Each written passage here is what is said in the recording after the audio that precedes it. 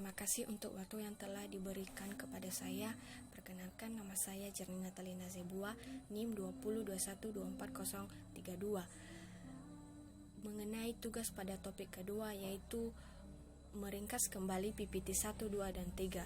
Sebelumnya saya juga berterima kasih kepada ibu pengampu kami pada dosen kami di mata kuliah studi banding, yaitu Pendidikan Bahasa Indonesia. Pada PPT pertama, perkembangan bahasa Indonesia. Bahasa ialah sistem bunyi yang menurut Harimurti yaitu sistem bunyi yang dipergunakan dalam berkomunikasi.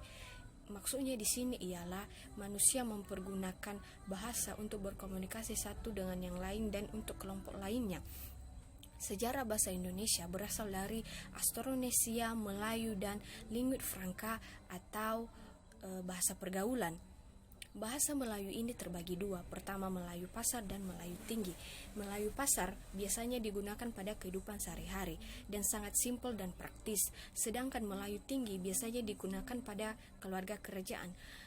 Yang saya tahu di dalam PPT itu adalah Kerajaan Sumatera dan mungkin sebagian Kerajaan Jawa dan kerajaan-kerajaan yang ada pada saat itu di negara Indonesia. Pada saat itu, banyak pemuda-pemuda berkumpul dalam mempertimbangkan apa saja yang dapat diubah dalam bahasa Melayu, karena di sisi buruknya banyak bangsa negara Indonesia yang belum mampu berkomunikasi menggunakan bahasa Melayu. Pada saat itu mereka berkumpul dari pemuda Sabang dan Merauke, yaitu tercetus pada 28 Oktober 1928 atau sering disebut dengan Sumpah Pemuda. Tercetuslah bahasa Indonesia sebagai bahasa nasional dan bahasa persatuan, di mana seluruh negara Indonesia mampu mengartikan dan memaknai bahasa Indonesia itu dengan baik dan benar.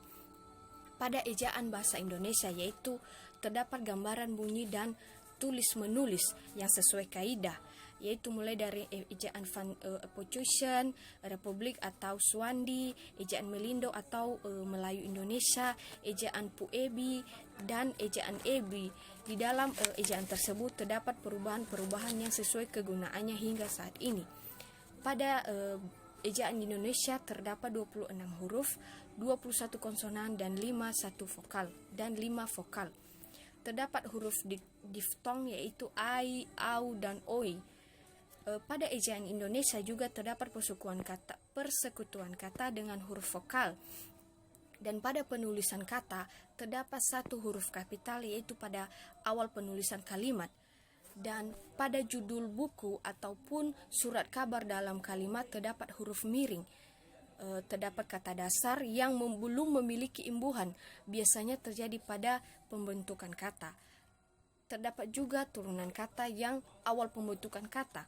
Lalu kata turunan memiliki perubahan kata, yaitu kata awalan atau afik, akhiran atau sufiks, sisipan atau infiks, dan awalan akhiran atau konfiks. Memiliki juga gabungan kata, memiliki penulisan bentuk ulang tetapi tidak menggunakan tanda dua yang sering kita gunakan untuk menyingkat sebuah kalimat, tetapi tanda hubung sebagai tanda untuk menggabungkan kata tersebut. Dalam setiap kata memiliki aturan kata depan sebagai penghubung kata dan kata belakang, dan begitu seterusnya.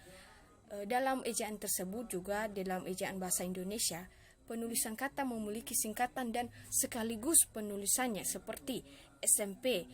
Mungkin dalam penulisannya SMP dan pengucapannya SMP. Dan bahasa Indonesia ini juga menyerap unsur-unsur bahasa negara lain. Pertama bahasa Arab, Belanda, Sanskerta, Portugis, dan Inggris. Menurut saya sekian dari pemahaman saya mengenai PPT 1, 2, dan 3. Terima kasih. Ya, ahow.